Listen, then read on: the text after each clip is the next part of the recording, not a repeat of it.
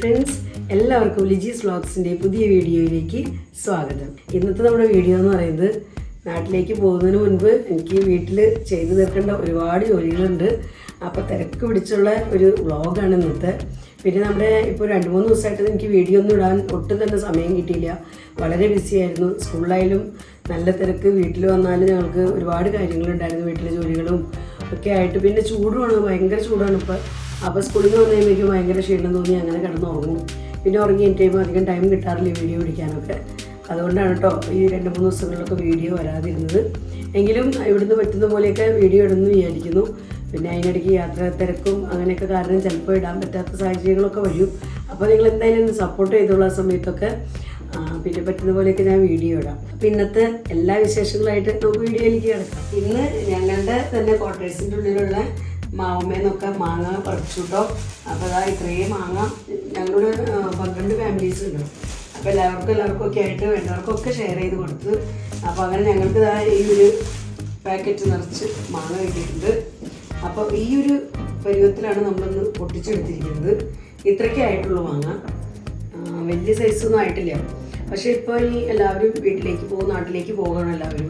അപ്പോൾ പോയി വരുമ്പോഴേക്കും പിന്നെ മാങ്ങയൊന്നും കാണില്ല, കുരങ്ങെല്ലാം നശിപ്പിച്ച് കാണും. അപ്പോൾ അതുകൊണ്ട് എല്ലാവരും തന്നെ പൊട്ടിച്ച് അച്ചാറിടുന്നു, ഉപ്പിലിടുന്നവർ ഉപ്പിലിടുന്നു, അങ്ങനെ കട്ട് ചെയ്ത് അങ്ങനെ ഇടുന്നവർ അങ്ങനെ ഇടുന്നു. ഓരോരുത്തർ അവരുടെ ഇഷ്ടത്തിന് അവരുടേതായ രീതിയിൽ സ്റ്റോർ ചെയ്യും.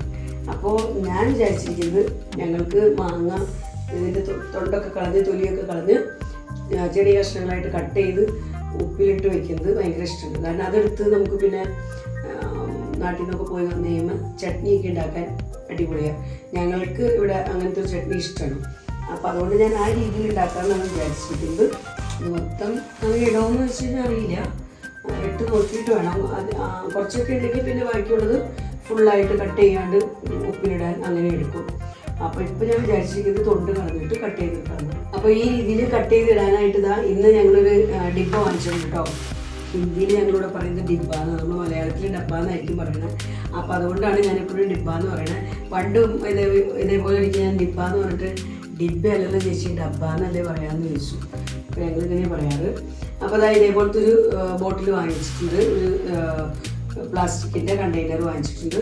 അപ്പോൾ നിങ്ങൾക്ക് ഇഷ്ടമായത് അടിപൊളിയല്ലേ? എനിക്ക് ഇഷ്ടമായിട്ടോ. നല്ല ഉള്ളൊക്കെ ഉണ്ട്, ഉള്ളുള്ളതാണ്. അപ്പോൾ ഇതിൻ്റെ റേറ്റ് എന്ന് പറയുന്നത് 175 രൂപ. പക്ഷേ ഇതിന് ഇങ്ങനെ അടച്ചാൽ ഇത്രയ്ക്കേ ഉള്ളൂ അടയ്ക്കാൻ. പക്ഷെ നല്ലപോലെ തന്നെ ടൈറ്റ് ആയിട്ടിരിക്കുന്നുണ്ട്. എന്തോ ഒരു ഗ്രിപ്പുണ്ട് അതിൻ്റെ സൈഡിൽ കൂടെ. അതുകൊണ്ട് തന്നെ ഇത് അടച്ചു കഴിയുമ്പോൾ ടക്ക് എന്ന് പറഞ്ഞുള്ള ഒച്ച വന്ന് നല്ലപോലെ അടയുന്നുണ്ട്. അപ്പോൾ ഇതിലേക്കാണ് ഞാൻ കട്ട് ചെയ്തിട്ട് സൂക്ഷിക്കാം എന്ന് വിചാരിച്ചിരിക്കുന്നത്. നാട്ടിൽ പോയി വരുന്നവരെയൊക്കെ സ്റ്റോർ ചെയ്യാനുള്ളൊരു കണ്ടെയ്നറായിട്ട് ഞാൻ മനസ്സിൽ കണ്ടേക്കുന്നതാണ്. അപ്പോൾ ഇങ്ങനൊരു ജോലി ഇവിടെ പെൻഡിങ് ആണ്. ഈ കിച്ചണിലേക്ക് പോവാം. കിച്ചണിലുള്ള ബാക്കി പണി ഞാൻ കാണിച്ചു തരാം നിങ്ങളെ. കിച്ചണിൽ ഞാൻ ഇവിടെ ഒരു കുറച്ച് ജോലി ചെയ്തു വെച്ചിട്ടുണ്ട്. നിങ്ങൾക്ക് 2-3 ആഴ്ച കിട്ടിയ പാലിൽ നിന്ന് ഞാൻ പാടയൊക്കെ എടുത്ത് മാറ്റി വെച്ച് ഇന്ന് മിക്സിയിൽ അടിച്ചെടുത്തിരിക്കുന്ന വെണ്ണയാണ് കേട്ടോ. അപ്പോൾ ഇതിന് എനിക്കൊന്ന് ഉരുക്കിയെടുക്കണം. അപ്പോൾ ഇതൊക്കെ ഉരുക്കി റെഡിയാക്കി വെച്ചിട്ട് വേണം നാട്ടിലേക്ക് പോകാൻ. അല്ലെങ്കിൽ പിന്നെ നാട്ടിൽ പോയി ഞങ്ങൾക്ക് 1 മാസത്തെ ഹോളിഡേയ്സ് ഉണ്ട്. 1 മാസത്തെ ഹോളിഡേയ്സൊക്കെ കഴിഞ്ഞ് വരുമ്പോഴേക്കും പിന്നെ അത്രയും ദിവസം ഇവിടെ ഫ്രീസറിൽ നമ്മൾ വെക്കേണ്ടത്. അപ്പോൾ അതുകൊണ്ട് ഞാൻ പോകുന്നതിന് മുൻപ് തന്നെ ഈ ജോലി തീർത്ത് വയ്ക്കാമെന്ന് വിചാരിച്ച് അടിച്ചെടുത്തേക്കുന്നതാണ്. അപ്പോൾ ഇതിൽ നമുക്ക് വേഗത്തിൽ ഉരുക്കിയെടുക്കണം. ഇതിൽ ഉരുക്കിയെടുത്ത് തണുക്കാനായിട്ട് വെച്ചിട്ട് വേണം എനിക്ക് മാങ്ങ കട്ട് ചെയ്യാനായിട്ട്. അപ്പോൾ അങ്ങനെ ഒരു ജോലിയുണ്ട്. നല്ല ചൂടാണ് ഇപ്പോൾ. അപ്പോൾ അതുകൊണ്ട് തന്നെ അടുപ്പത്തേക്ക് ഇങ്ങനെ വെക്കുമ്പോഴേക്കും തന്നെ നല്ലപോലെ ഉരുക്കി വരുന്നുണ്ട് പെട്ടെന്ന് തന്നെ. ഓൾറെഡി പുറത്തൊക്കെ നല്ല ചൂടാണ്. നമ്മളത് സ്റ്റൗമേക്ക് ഞാൻ വെച്ചപ്പോഴേക്കും തന്നെ ഉരുക്കി വരുന്നുണ്ട്. അപ്പോൾ നെയ്യ് ഉണ്ടാക്കിയാണ് വെച്ചിട്ട് പോകണമെങ്കിൽ പിന്നെ വരുന്ന സമയത്ത് നമുക്ക് അങ്ങനെ ഒരു ടെൻഷനില്ല. ഇനി പിന്നെ 1 മാസത്തോളം ഇത് ഫ്രീസറിൽ ഇരിക്കേണ്ടി വരും. ഇവിടെ നമ്മുടെ നെയ്യ് റെഡി ആയിക്കൊണ്ടിരിക്കുകയാണ്. ഇവിടെ ഞാൻ പാത്രത്തിൽ വെള്ളം വെച്ചിട്ടുണ്ട്. നല്ലപോലെ തിളച്ചിട്ട് നമുക്ക് തണുപ്പിച്ചെടുക്കണം, ഉപ്പ് മാങ്ങയിലേക്ക് ഒഴിക്കാനായിട്ട്. അപ്പോൾ കട്ട് ചെയ്യുന്ന മാങ്ങയിലേക്ക് നമുക്ക് ഒഴിച്ച് വെക്കാനായിട്ട്. അപ്പോൾ അതിനായിട്ട് ഞാൻ വെള്ളം തിളപ്പിക്കാൻ അടുപ്പത്ത് വെച്ചിരിക്കുകയാണ്. ഇത് ഇങ്ങനെ റെഡി ആയിക്കൊണ്ടിരിക്കുന്നുണ്ട്. ഞാൻ ഇടയ്ക്കിടയ്ക്ക് ഇങ്ങനെ ഇളക്കി കൊടുക്കുന്നുണ്ട്. എന്നാലും ഇപ്പം ഇനി ഒരുവിധം ആയി വരുന്ന ഒരു ടൈമാണ്.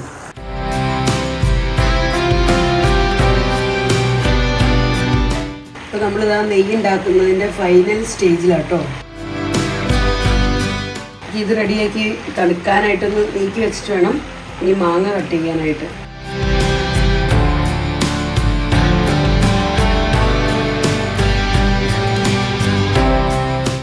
നെയ്യൊക്കെ ഉണ്ടാക്കി കഴിഞ്ഞു.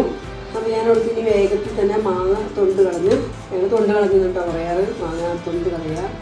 അപ്പോൾ നിങ്ങൾ ചിലപ്പോൾ മാങ്ങ തൊലി കളയാന്നൊക്കെ പറയുന്നുണ്ടോ. ഞങ്ങൾ മാങ്ങ തൊണ്ട് കളഞ്ഞ് ഞാൻ എന്താ വേഗത്തിൽ തന്നെ നീക്കി വയ്ക്കുകയാണ്. അപ്പോൾ ഇതിന് നല്ലപോലെ കഴുകിയൊക്കെ നമുക്ക് എടുക്കണം. അപ്പോൾ ആദ്യം ഞാൻ എല്ലാം ജസ്റ്റ് തൊണ്ട് കളഞ്ഞ് ഇവിടെ വെക്കണം. എന്നിട്ട് ഒരുമിച്ച് കഴുകിയെടുത്തിട്ട് അതിന് ശേഷം നല്ലപോലെ തുടച്ചെടുക്കും. വെള്ളമൊക്കെ തുടച്ചെടുത്തതിന് ശേഷം ഫാനിൻ്റെ കീഴിൽ വെച്ച് നല്ലപോലെ ഡ്രൈ ആക്കി എടുക്കണം. ഡ്രൈ ആക്കി എടുത്തിട്ടാണ് ഞാനിതിനെ ചെറിയ പീസുകളാക്കി കട്ട് ചെയ്ത് ബോട്ടിലേക്ക് ആക്കണേ. അപ്പോൾ തീരെ ചെറിയ പീസാക്കണില്ല കേട്ടോ, കുറച്ച് വലുപ്പത്തിലിടണം. കാരണം കുറച്ച് പിഞ്ച് വാങ്ങിയാണത്, നല്ലപോലെ മൂത്തിട്ടൊന്നുമില്ല. അപ്പോൾ അതുകൊണ്ട് വേഗത്തിൽ തന്നെ അലുത്ത് പോകാൻ സാധ്യതയുണ്ട്. അപ്പോൾ തീരെ ചെറുതായിട്ട് കട്ട് ചെയ്യുന്നില്ല, കുറച്ച് ആവശ്യം വലുപ്പമുള്ള പീസുകളായിട്ട് കട്ട് ചെയ്യാൻ വിചാരിച്ചേക്കണം. അല്ലെങ്കിൽ ഇത് അത്ര മൂത്ത മാങ്ങയല്ല. അപ്പോൾ ഞങ്ങൾക്ക് പോകേണ്ടത് കൊണ്ട് തിരക്കിട്ട് എല്ലാവരും തന്നെ വേഗത്തിൽ പറിച്ചതാണ്. ശരിക്കും പറിക്കേണ്ട ഒരു പ്രായമായിട്ടില്ല ഇതിൻ്റെ. പൊട്ടറ്റോ പീലർ വെച്ച് തൊണ്ട് കളയാൻ നല്ല എളുപ്പം കേട്ടോ.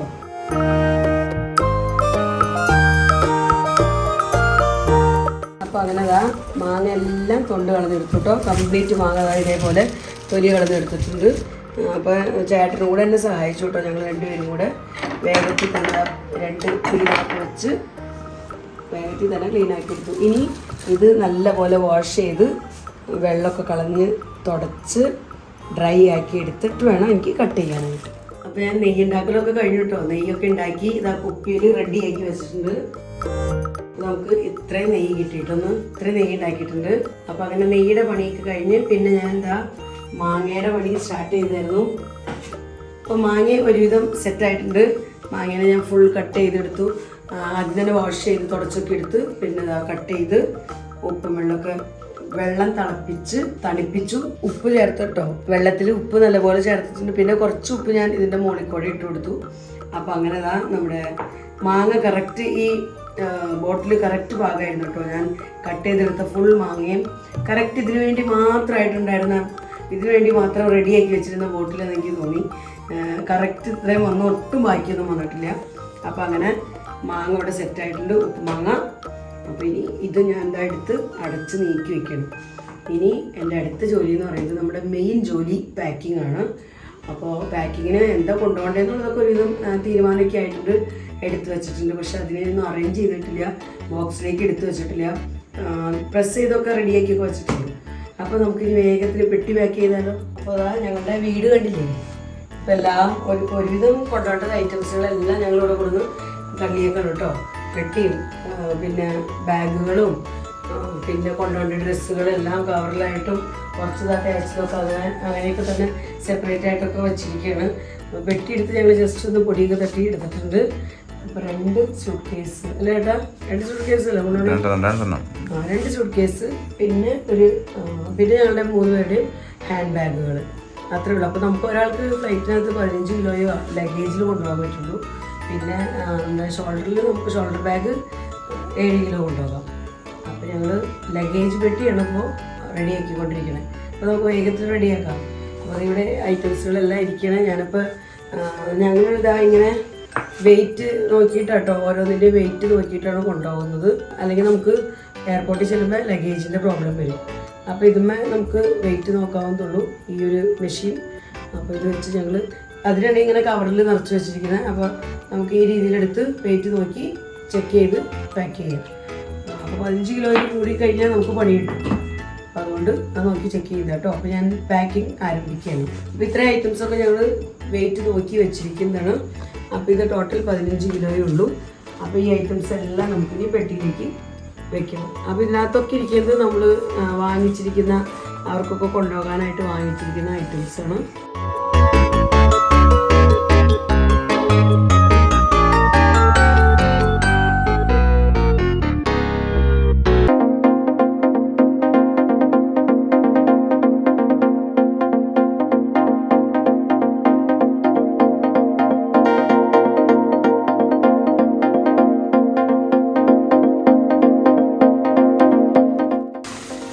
സ്വീറ്റ്സ് കേട്ടോ, ഇതൊക്കെ അവർക്ക് കൊണ്ടുപോകാനുള്ള സ്വീറ്റ്സാണ്. പിന്നെ ഇവിടെ നമ്മൾ സോൻ പാപ്പടും അതുപോലെ തന്നെ സ്വീറ്റ്സ് കുറച്ച് വാങ്ങിച്ചിട്ടുണ്ട്. അപ്പോൾ ഇതൊക്കെ എടുത്ത് വയ്ക്കണം നമുക്ക്.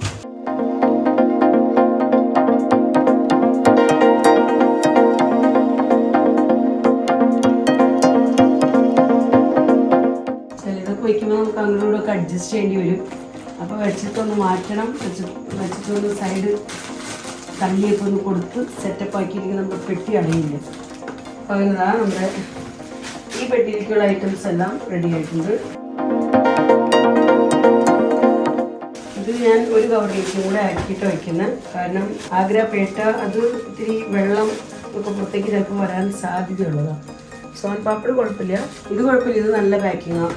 പക്ഷെ മറ്റേത് നമ്മൾ സൂക്ഷിച്ച് പാക്ക് ചെയ്തതിലേക്ക് ശരിയാണ്.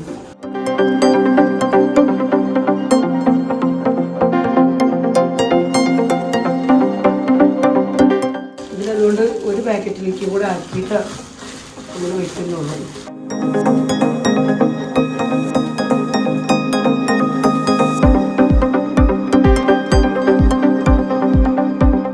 നമ്മുടെ ഒരു പെട്ടി 15 കിലോ റെഡി. അപ്പോൾ നമുക്ക് പെട്ടി അടയ്ക്കാം.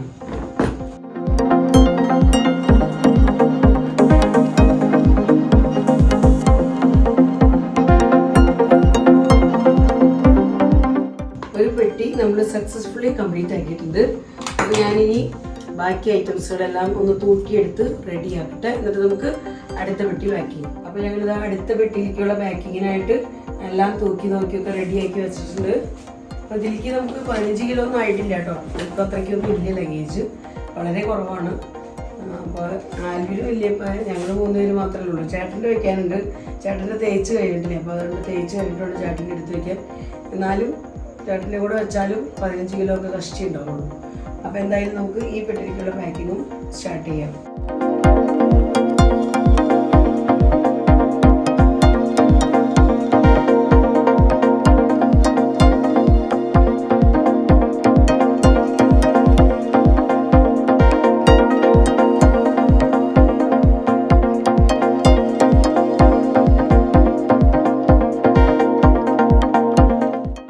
എൻ്റെ അഞ്ജുവിൻ്റെയും പാക്കിങ് കംപ്ലീറ്റ്ലി തീർന്നു.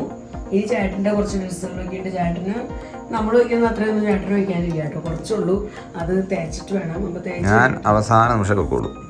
ചേട്ടന് ആ പോകുന്നതിൻ്റെ ഒരു കുറച്ച് സമയം മുമ്പേ വയ്ക്കുള്ളൂ. എല്ലാം നോക്കി വെയിറ്റൊക്കെ നോക്കി കവറിലൊക്കെ ആക്കി വെക്കും. വീട്ടിലേക്കൊക്കെ ജസ്റ്റ് ആ പോണ നേരത്തൊക്കെ എടുത്ത് വയ്ക്കുള്ളൂ, പോണതിൻ്റെ ഒരു കുറച്ച് മുമ്പ്.